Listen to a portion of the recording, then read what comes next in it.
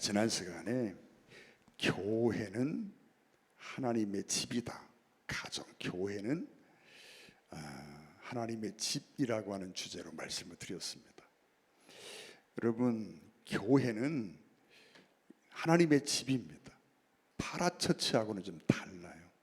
파라처치 할 때 우리가 흔히 CCC나 이런 단체들, 어떤 선교단체를 이야기를 많이 하는데, 여러분, 이런 단체는 교회는 아닙니다.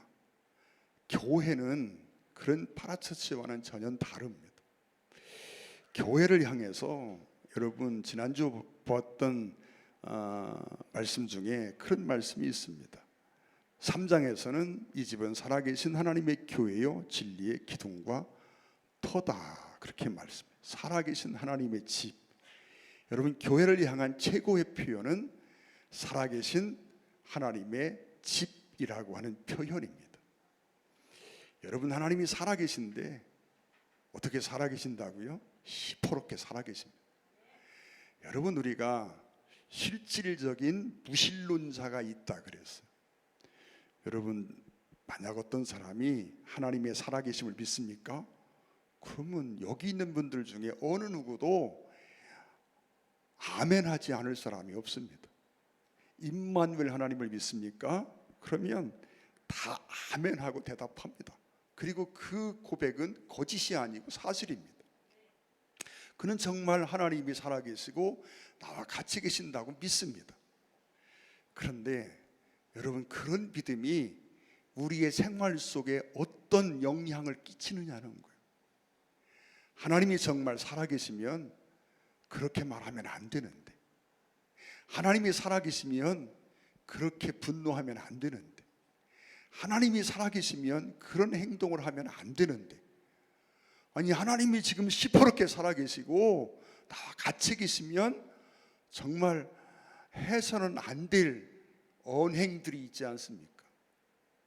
그런데 그런 것들을 스스럼 없이 한다고 하는 이야기는 하나님이 살아계심을 믿는다고 말하지만, 하나님이 지금 나와 함께 계심을 믿는다고 말하지만, 그 믿음이 그의 삶에 아무 변화도 아무 영향도 끼치지 못한다는 거예요.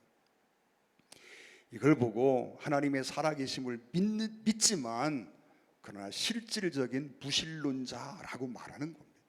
수많은 사람들이 여러분 마음속에 믿음이 있다라고 말하고 있고, 실제로 확인해 보면 믿음이 분명합니다. 그런데 실질적인 무신론자의 삶을 사는 경우가 허다하다는 얘기입니다. 여러분, 교회는 살아계신 하나님의 집입니다. 여러분, 시퍼렇게 하나님이 살아계시고 지금 우리와 같이 계시고 우리의 모든 삶에 함께 하시는 하나님이심을 믿으시고, 그 믿음이 믿음 안에 머물지 않고 실질적으로 우리의 삶 속에 영향을 끼쳐서 내 말하는 것을 고치게 하고 나의 행동을 고치게 하고 나의 삶의 태도를 고치게 만드는 능력으로 나타나게 되기를 주의 이름으로 축원을 드립니다. 에베소서 2장 19절에 보니까 그러므로 이제부터 너희는 외인도 아니요 나그네도 아니요 오직 성도들과 동일한 시민이요 하나님의 권속이라. 하나님의 권속이라는 말이 뭡니까? 가족이라는 얘기입니다. 하나님의 집이 교회인데 권속이라는 얘기는 그 집안에 함께 살고 있는 가족이라고 하는 말입니다. 여러분, 교회는 하나의 공동체를 이루고 있지만 사실은 법적 구속력은 없습니다. 그래서 내 맘대로 내 고집대로 하기가 쉽습니다. 여러분, 법적 구속력이 없기 때문에 자기 맘대로 하려고 하면 얼마든지 자기 맘대로 합니다.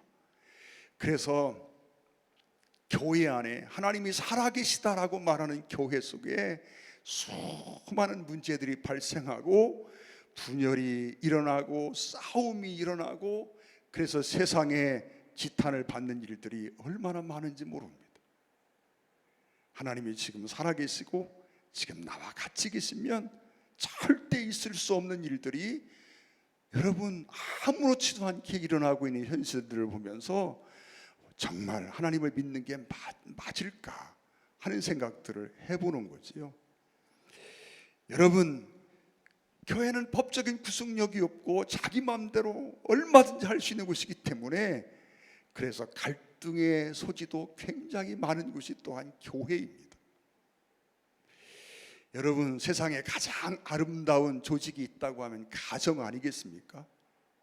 여러분, 그 가정이 그렇게 아름다운, 어쩌면 가장 완벽하고 가장 아름다운 어떤 조직인데,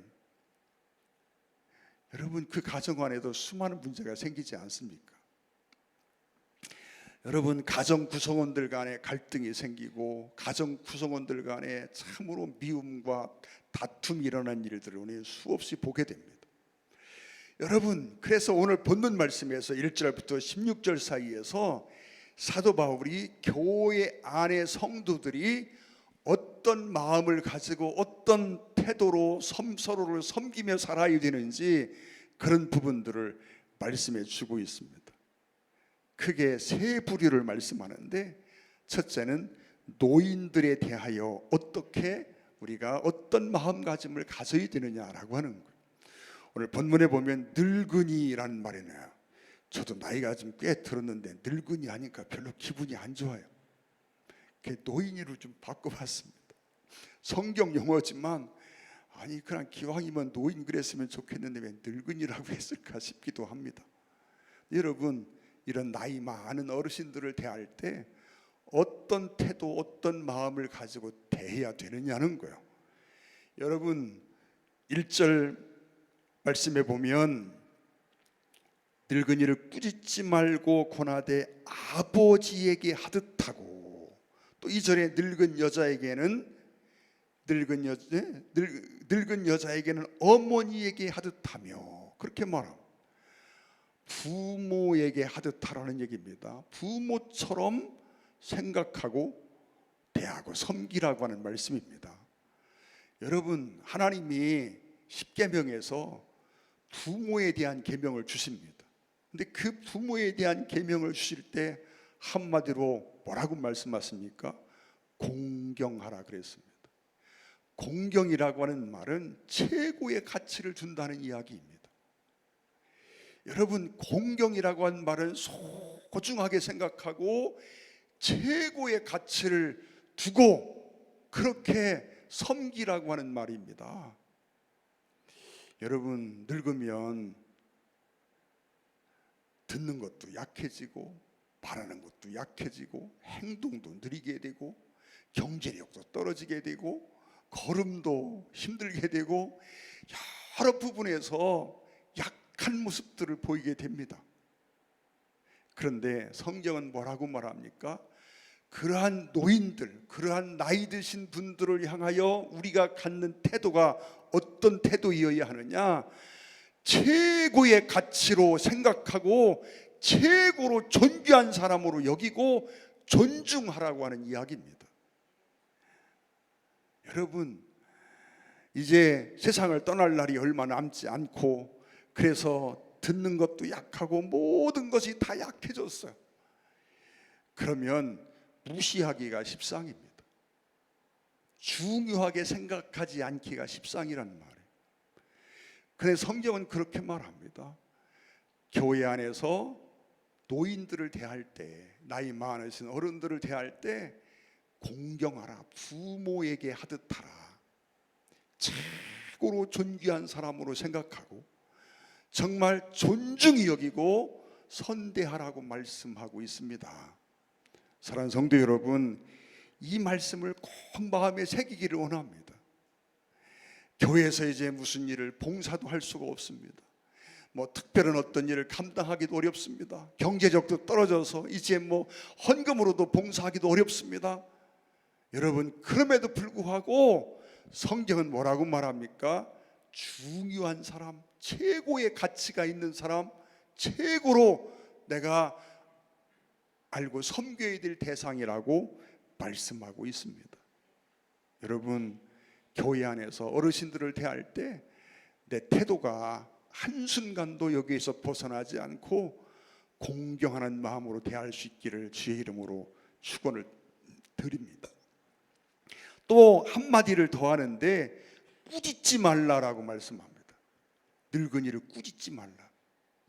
여러분, 꾸짖어 봐도 소용이 없습니다.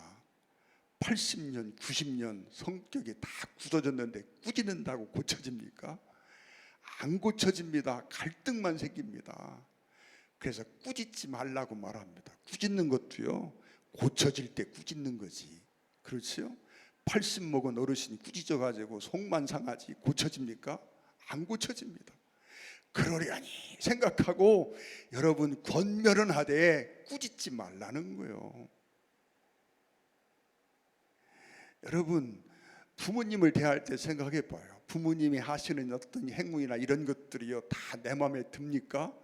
아니 우리 어머니 왜 저러시지 하는 일들이 없습니까? 그래도 여러분, 자식이 어머니가 그런 모습일 때 어머니 왜 그래요? 하고 꾸짖으면 여러분, 그건 자식이 아닙니다. 여러분, 늙은이를 꾸짖지 말라고 말합니다. 다시 말하면 속상하게 하지 말고 섭섭하게 해드리지 말라는 거예요. 사랑하는 성도 여러분, 교회 안에서 노인들을 대할 때 이런 마음을 가지고 공경하는 마음으로 중요한 사람으로 최고의 가치로 여기고 선대하라 라고 말씀하고 있습니다. 또 두 번째로 젊은이를 향해서 형제와 자매같이 대하라 그랬어요. 또 하나 첨가하기를 존중과 깨끗함으로 대하라는 것입니다. 여러분, 이성이 가장 빈번하게 접촉할 수 있는 가능성이 많은 곳이 교회입니다. 옛날 교회를 부를 때 연회당이라고 불렀습니다. 건전한 교제는 얼마나 아름답고 좋습니까? 그러나 여러분, 깨끗함을 잃어버리면 안 된다는 거지요. 그래서 젊은이를 대할 때는 존중과 깨끗함으로 대하라 라고 말씀합니다. 또 세 번째로 여러분, 과부 이야기가 나옵니다. 여러분이 과부라는 이야기가 나오면서 참 그 내용이요, 굉장히 깁니다. 그래서 여러분, 과부는 이라고 말할 때 그냥 다 남편 없이 혼자 살면 과부냐, 그게 아니고 60이 안 된 사람은 또 과부로 받아들이면 안 되고 뭐 등등 과부의 조건이 굉장히 까다롭습니다. 아니 이러면 과부 하지 말고 말지 싶을 만큼 굉장히 까다롭습니다. 여러분, 왜 이렇게 말씀하고 있느냐 하면 이렇게 어려움 속에 있는 약자를 교회가 돌보라고 하는 이야기입니다. 여러분, 지금은 이런 사회적인 약자를 돌보는 일을 국가가 참 많이 담당해 주고 있습니다. 너무너무 감사합니다. 어떤 사람이 그런 얘기를 합니다. 우리나라 복지 예산이 너무 높아가지고 나라가 망한다고. 여러분, 세금 조금 더 내는 거 억울해하지 마십시오. 복지 예산 때문에 나라가 망할 리가 없습니다. 여러분, 물론 도에 지나치면 잘못될 수 있겠지요. 그러나 여러분, 성경은 뭐라고 말합니까? 우리가 담당하고 감당해야 될 부분입니다. 그걸 국가가 하잖아요. 내가 세금 내서 해주는 겁니다. 얼마나 감사한 일입니까? 여러분, 그런데 그 일들을 전에는 교회가 감당했단 말이에요. 여러분, 성경에는 약자를 위한 말씀들이요 굉장히 많이 나와 있습니다. 창세기부터 시작해서 마지막까지 성경에는 약자를 위한 말씀들이요 배려가 가득 차 있는 것이 성경입니다. 우리가 그런 부분들을 한번 살펴보겠습니다. 구약 시대에 대표적으로 약자를 위한 어떤 계명들이 있는데요, 그 첫 번째 계명은 안식일입니다. 여러분, 하나님이 7일 안식일에는 무조건 쉬라고 말씀합니다. 하나님이 쉬셨으니 너희도 쉬라고 말씀합니다. 하나님이 왜 쉼이 필요한 분입니까? 하나님은 휴식이 필요한 분이 아니에요. 전능하신 분입니다. 전지하신 분입니다. 그분은 능력이 무한하신 분입니다. 아무리 일해도 피곤하지 않은 분이십니다. 피곤치 아니하시다고 분명히 말씀하십니다. 졸지도 아니하시는 분, 여러분 잠이 없는 분이 하나님이십니다. 하루 24시간 1년 365일 딸마다 일어서도 지치지 않는 분이 하나님이십니다. 그런데 하나님이 왜 하나님께서 쉬신 날이니 너희도 쉬라고 말씀하시면서 안식일을 제정했는지 제가 수차 말씀드렸습니다. 여러분, 부자들은요 안식일 정해놓지 않아도 그날 다 놀고 쉽니다. 근데 여러분, 사회적인 약자들은 쉴 수가 없는 날이 그날입니다. 하나님이 법으로 정해놓으니까 여러분, 가정에서 부리는 종도 노비도 다 그날은 쉬는 겁니다. 여러분, 하다못해 집에서 길이 오는 가축도 그날은 쉬는 겁니다. 그래서 일주일 동안 하루는 하나님께서 쉼을 위해서 날을 제정하십니다. 물론 안식일 날 우리가 예배를 드리기도 하고 하나님 앞에 하는 일들이 많이 있습니다. 그러나 안식일을 만든 가장 중요한 목적은 쉼입니다. 그래서 하나님이 누구에게 쉼을 주려고요?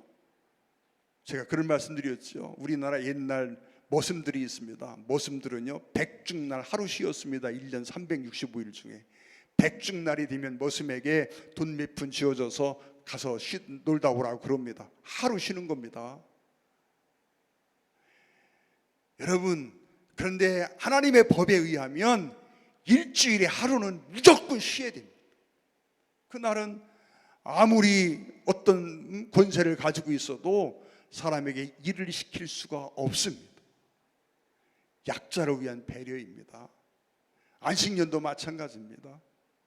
여러분, 안식년에 우리가 사과밭에 사과 열리고 여러분, 무화과 나무에 무화과 열립니다. 포도나무에 포도 열립니다. 안식년 7년에 한 번 오는 이 안식년은요 열린 사과 수확하지 않느냐? 다 수확합니다. 주인이 수확하는 게 아닙니다. 가난한 사람들이 수확하는 겁니다. 배고픈 사람들이 수확하는 거예요. 이 안식년이라고 하는 제도가 가지고 있는 많은 의미들이 있지만 그 의미들 중에 가장 중요한 의미는요 약자를 위한 배려입니다. 사회적인 약자를 위한 배려예요. 희년, 우리가 해방해라고 말합니다. 사람들이 살다 보니까 땅도 팔아먹고 다 팔아먹었습니다. 다시는 재기할 기회가 없을 것 같아요. 그런데 내가 땅을 팔아먹었어도 희년이 되면요 어떤 이유를 막론하고 그 땅이 내게로 돌아옵니다. 다시 시작할 수 있는 기회가 주어지는 겁니다. 여러분, 안식일이나 안식년이나 희년, 이것들이 다 하나님께서 약자를, 사회적인 약자들을 위해서 배려하신 법들 중에 하나입니다. 여러분, 레위기 12장에 보면 산모의 정결 규례가 나옵니다. 예전에 어른들이요 산후풍이라는 이야기를 많이 하셨습니다. 산후풍이 왜 생겼느냐? 아이를 낳고 조리를 못해서 생긴 병이 산후풍이라 그래요. 산후풍이라. 여러분, 살기 힘들고 그러니까 또 시집 와서 시어머니 눈치 보고 그러면서 아이를 낳고 한 이틀 지나면 밥해 일이고 반매 일이고 일해 일이는 거예요. 조리를 못했어요. 근데 여러분, 유대의 법에 의하면요 아들을 낳으면 40일 동안 산모는 무조건 예배도 안 드립니다. 성전에도 나올 수가 없습니다. 여러분, 부정하다라고 하는 표현을 쓰고 있지만 40일 동안은 아들을 낳은 사람은요 40일 동안은 무조건 안식이 주어지는 겁니다. 딸을 낳으면 배입니다. 여러분, 이게 참 생각해보면 요즘은 아들보다 딸이 더 좋다 그래요. 좀 위로가 됩니다. 제게 손녀딸만 셋이 있어요. 손주는 하나도 없고 조금 위로가 되기는 합니다. 근데 성경에 보니까요 딸을 낳으면 80일 동안 무조건 쉬는 거예요. 여러분, 80일 동안은 이 사람은 부정해서요 집에서 음식을 만들어도 안 됩니다. 성전에 와도 안 됩니다. 쉬는 거예요. 여러분, 조리 기간을 두는 거예요. 왜 그랬을까 생각해 봤어요. 왜 아들은 40일인데 딸은 80일이나 줬을까? 아들을 만드는 건 두리뭉실 만들어도 되는데 딸은 좀 신경 써서 만들어야 돼서 그런가 싶기도 합니다. 어쨌든 하나님이요, 딸을 낳으면 80일 동안을 강제 쉼을 주시는 거예요.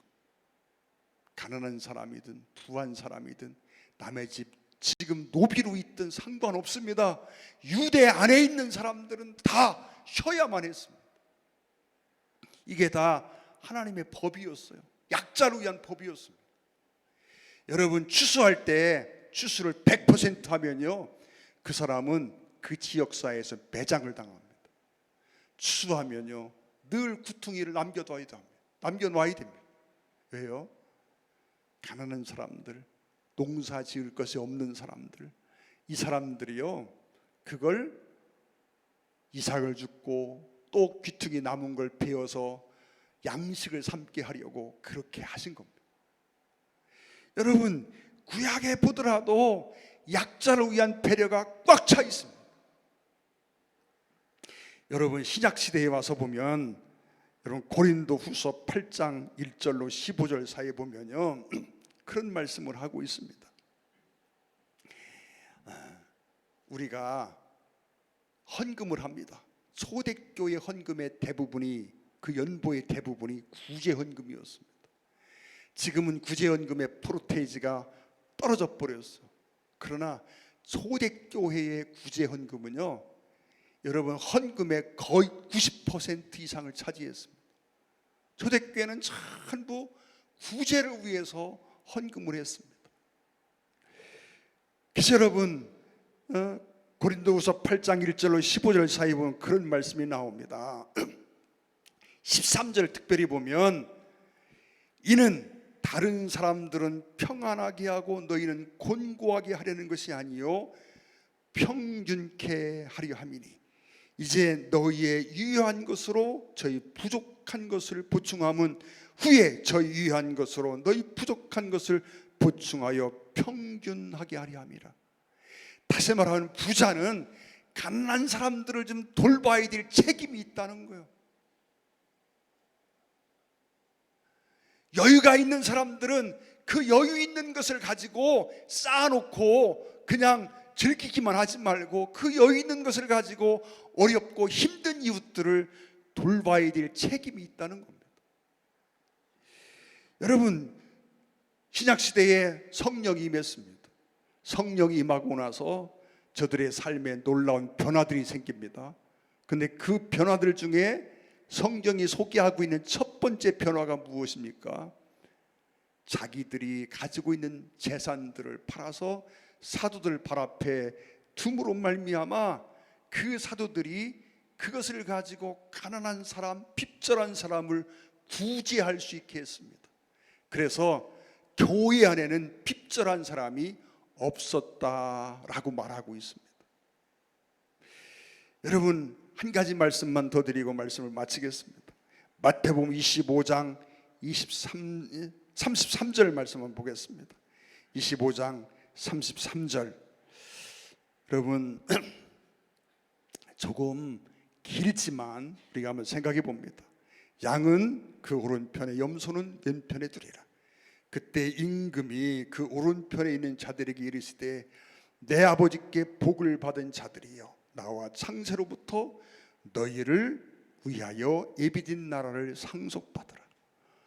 여러분, 주님이 비유로 말씀하시는데 이 비유가 뭐냐? 사람들이 마지막 때 주님 앞에 섰습니다. 두 부류의 사람으로 이렇게 딱 갈라놓으시고 오른편에 있는 그 무리들에게 말씀합니다. 창세로부터 너희를 위하여 예비된 나라를 상속받으라. 내가 줄일 때에 너희가 먹을 것을 주었고, 목마를 때에 마시게 하였고, 나그네 되었을 때 영접하였고, 헐벗었을 때에 옷을 입혔고, 병들었을 때에 돌아보았고, 옥에 갇혔을 때에 와서 보았느니라. 여러분, 주님이 말씀하는 거요, 창세로부터 너를 위하여 예비된 나라를 상속받으라, 즉 천국을 상속받으라 말씀하시면서 뭐라고 말씀합니까? 내가 줄일 때, 배고플 때 너희가 먹을 걸 주었고, 목마를 때 마실 걸 주고, 나그네 되었을 때 영접하였고, 헐벗을 때 옷 입혀주었고, 병들었을 때 돌보았고, 옥에 갇혔을 때 와서 보았느니라. 옥에 갔을 때도 변에도 와주고. 여러분, 이게 무슨 얘기입니까? 가난한 사람들, 사회적인 약자들입니다.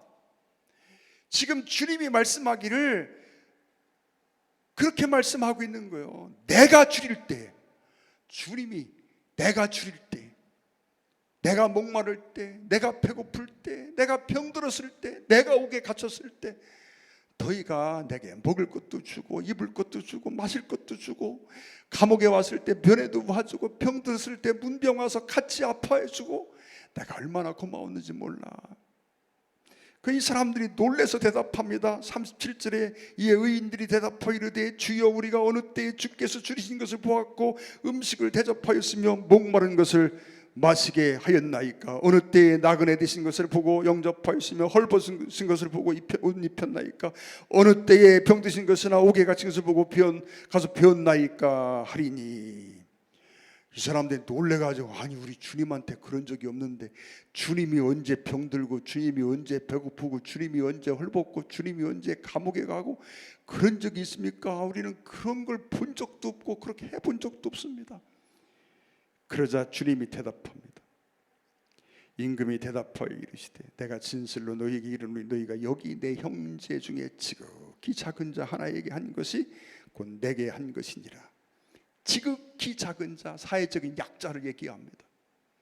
여러분, 사회적인 약자를 보고 외면하는 것은 얼마나 무서운 일인지 알아야 합니다. 주님이 마지막 때 정말 너무 기쁘고 감격하고 그렇게 나를 맞이해 주는데, 그러면서 하시는 말씀이 뭐예요? 내가 배고플 때 먹을 거 준 건 너무 고마웠어. 내가 그때 너무너무 목말랐는데 내가 내게 물을 마시게 해준 거 내가 잊지 못해. 내가 병들어 힘들고 고생할 때 내가 나를 문병 와서 위로해주고 격려해주고 또 나를 도와줬던 건 내가 잊을 수가 없어. 내가 감옥에 가 있을 때 사람들은 다 나를 외면해도, 그리고 너는 나를 외면하지 않고 옥에까지 찾아와서 나를 면회해주고 내가 너무 고마웠어. 여러분, 그거 칭찬하신다는 거예요. 사회적인 약자들에게 내가 했던 모든 행위에 대한 보상을 그렇게 해주신다는 겁니다. 여러분, 이거 참 중요한 얘기. 그런데 뒤에 한번 봅니다. 왼편에 있는 자들에게 이르시되 저주를 받은 자들아 나를 떠나 마귀와 그 사자들을 위하여 예비된 영원한 불에 들어가라. 저주를 받은 자들아. 그러면 말씀합니다. 내가 줄일 때에 너희가 먹을 걸 주지 아니하였고 목마를 때에 마시게 하지 아니하였고 내가 나그네 되었을 때 영접하지 아니하였고 헐벗을 때 옷 입히지 아니하였고 병들었을 때와 옥에 갇혔을 때 돌보지 아니하였느니라. 여러분, 그들을 심판하시는데 그 심판의 내용이 뭐예요? 사회적인 약자를 보고 외면했다는 얘기입니다. 사회적인 약자를 보고 돌볼 생각을 하지 않았다는 거예요. 병든 사람이 있는데 돌아볼 줄을 몰라. 배고픈 사람이 있는데 먹을 거 하나 나눌 줄을 몰라. 여러분, 그런 사람들에 대해서 그러한 행위에 대하여 하나님이 심판하신다는 겁니다. 그런데 여러분, 25장 44절에 기가 막힌 말씀이 나옵니다. 그들도 대답하여 이르되 주여 우리가 어느 때에 주께서 줄이신 것이나 목마르신 것이나 나그네 드신 것이나 헐벗으신 것이나 병드신 것이나 옥에 갇힌 것을 보고 공양하지 아니하더이까. 이 사람들이 따집니다. 아니, 주님이 병들었으면 우리가 왜 안 가봅니까? 주님이 배고프다고 하면 우리가 왜 먹을 걸 안 드립니까? 주님이 목마르시다는데 왜 우리가 마실 물을 안 드리겠습니까? 주님이 언제 그러신 적이 있습니까? 주님이 그랬다면 우리는 절대 외면하지 않았을 겁니다. 그때 주님이 말씀하는 거예요. 임금이 대답하여 이르시되 내가 진실로 너희에게 이르노니 이 작은 자 하나에게 작은 자, 사회적인 약자, 내 이웃들입니다. 하나에게 하지 아니한 것이 곧 내게 하지 아니한 것이라 하시니라. 주님이 심판하시는데요, 사회적인 약자를 외면하고 돌보지 아니한 것, 여러분 이걸 심판했다는 얘기예요. 그런데 여러분 중요한 게 있습니다. 초대교회 구제를 행합니다. 여러분 요즘에는요, 구제를 하려고 하면 밖에다 구제를 많이 합니다. 교회에서. 여러분 그건 성경적은 아니에요. 여러분 성경에 보면 연보를 해서 교회 안에 있는 어려운 사람들을 돌봤습니다. 교회 안에 있는 어려운 이웃들을 돌봤어요. 그래서 교회 안에서, 밖에서 보니까 교회 안에 있는 사람들은 정말 자기들이 그 유의한 것을 가지고 사도들 발 앞에 갖다 놓고, 그리고 병든 사람, 가난한 사람, 헐벗은 사람, 목마른 사람, 여러분 이런 약자들을 다 돌보아줘요. 그 밖에 있는 사람들이 볼 때, 야, 저기가 사람 사는 곳이고 저기가 천국 같다. 그리고 교회로 몰려왔다는 거예요. 여러분 오늘날 우리가 저 사회 속에 우리가 아무리 많이 도와준다고 해도요, 여러분 그거 별로 표시가 나지 않습니다. 여러분 그들에게 그게 큰 감동이 되지도 않습니다. 근데 교회 안에 있는 성도들이요, 서로 아끼고 서로 사랑하고 서로 섬기고 진짜 한 가족이 되어 있는 모습을 볼 때 그것이 저 사회 속에 영향을 끼치게 되고, 그것이 하나님의 교회의 위상을 높이고 사람들로 하여금 교회로 발걸음을 옮기게 하는 일인 줄로 믿습니다. 여러분 사람이 사는 곳에 갈등이 없을 수 없습니다. 부모와 자식 간에도 갈등이 생깁니다. 때로는 부모 자식 간에도 섭섭한 일이 생길 수도 있습니다. 부부 간에도 갈등이 생깁니다. 때로는 싸우기도 합니다. 언성이 높아지기도 합니다. 때로는 막 미워가지고 난리치기도 합니다. 그러나 여러분 그럼에도 불구하고 다시 하나가 되고 다시 가정을 바로 하기 위해서 우리가 애쓰고 노력하지 않습니까? 여러분 내 감정대로 살아가면 교회는 결코 하나가 될 수 없습니다. 깨지게 돼 있습니다. 가정 안에서 서로를 불쌍히 여기고 서로를 희생하는 것처럼 교회 안에서 우리가 서로를 불쌍히 여기고 서로를 정말 섬겨주는 그 삶이, 그 모습이 보여져야 합니다. 우리 주님이 여러분 마태복음 25장에서 지금 말씀하시는 이 내용이 얼마나 두려운 말인지, 얼마나 기가 막힌 말씀인지 우리가 꼭 가슴에 새겨야 합니다. 여러분 지금 당장 병든 이웃을 돌아보지 않는 건 병든 주님을 돌아보지 않는 것과 똑같습니다. 지금 당장 배고픈 이웃을 돌아보지 않는 것은요, 배고픈 주님을 돌보지 않는 것과 똑같습니다. 우리는 이러한 사실들을, 이 하나님의 말씀들을 마음에 새기고, 여러분 5장 3절부터 16절까지가 과부에 관한 얘기입니다. 근데 여러분 그저 단순히 과부만이 아니라 사회적인 약자라고 생각하면, 여러분 이 사회적인 약자를 돌보는 것이 교회의 가장 중요한 책무 중에 하나라는 것, 성도가 가져야 될 가장 중요한 태주 중에 하나라는 것을 잊지 않고 기억했으면 좋겠습니다. 우리 찬양 함께 드리겠습니다. 559장.